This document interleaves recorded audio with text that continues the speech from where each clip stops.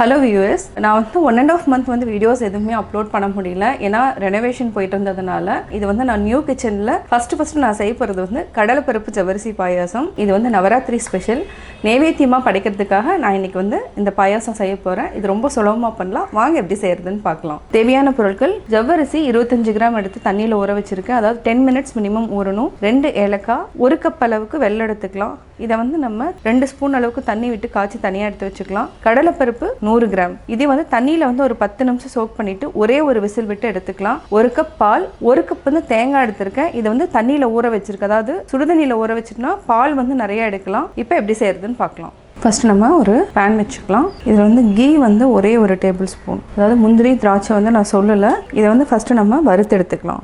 1 table spoon அளவுக்கு இருந்தால் போதும். நிறையா வந்து கீ ஊற்றணுங்கிற அவசியமே கிடையாது. இதை நல்லா ஃப்ரை பண்ணிக்கலாம். திராட்சையும் போட்டுட்டு நம்ம தனியாக எடுத்து வச்சுக்கலாம். இதுக்கு நம்ம 1/2 டம்ளர் அளவுக்கு தண்ணி ஊற்றிக்கலாம்.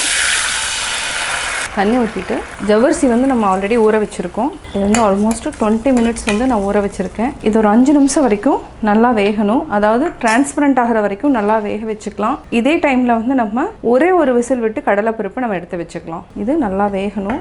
5 minutes மூடி வச்சுக்கோங்க. 5 நிமிஷம் ஆயிடுச்சு. ஜவ்வரிசி வந்து வெந்துட்டுருக்கு.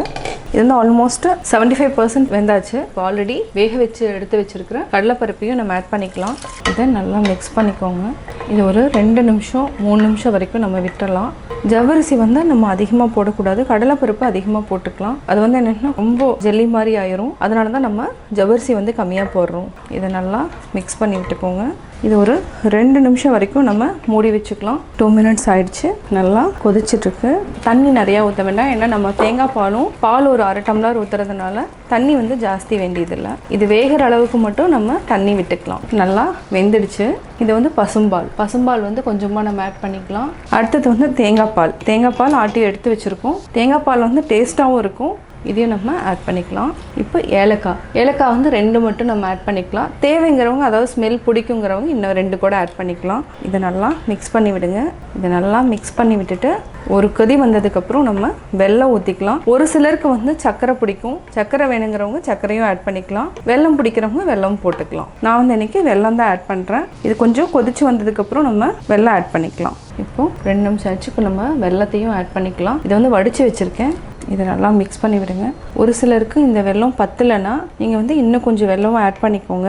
கரைச்சிட்டு கூட நம்ம ஆட் பண்ணிக்கலாம். நான் வந்து வெல்லம் வந்து இதுக்கு வந்து இன்னும் ஒரு 25 கிராம்ஸ் ஆட் பண்ணலாம். ஆனால் நான் கொஞ்சம் கம்மியாக தான் ஆட் பண்ணியிருக்கேன். இது ஒரே ஒரு கொதி வந்ததுக்கப்புறம் ஆஃப் பண்ணிடலாம். இப்போ பார்த்தீங்கன்னா ஜெல்லி பார்த்தீங்கன்னா டிரான்ஸ்பரண்ட்டாக இருக்கும். அதாவது 75% வேக வச்சுட்டு அதுக்கப்புறம் கடலைப்பருப்பு கூட பால் ஊற்றுனதுக்கப்புறம் அந்த மாதிரி வேகிறப்போ பார்த்தீங்கன்னாவே நல்லா டிரான்ஸ்பரண்ட்டாக இருக்கும். அதாவது ஜெல்லி மாதிரி இருக்கும். நல்லா வெந்துருச்சுன்னு அர்த்தம்.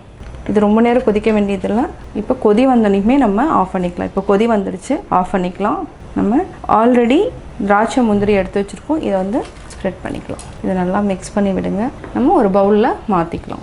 சுவையான கடலை பருப்பு ஜவ்வரிசி பாயாசம் ரெடி. நான் கடலை பருப்பு ஜவ்வரிசி பாயாசம் எப்படி செஞ்சேங்கிறத பார்த்தீங்க. கட்டாயம் உங்களுக்கு இந்த வீடியோ பிடிச்சிருக்கும். இந்த வீடியோ பிடிச்சதுன்னா லைக் பண்ணுங்கள், ஷேர் பண்ணுங்கள், கமெண்ட் பண்ணுங்கள். மறக்காம எங்கள் சேனலை சப்ஸ்கிரைப் பண்ணுங்கள்.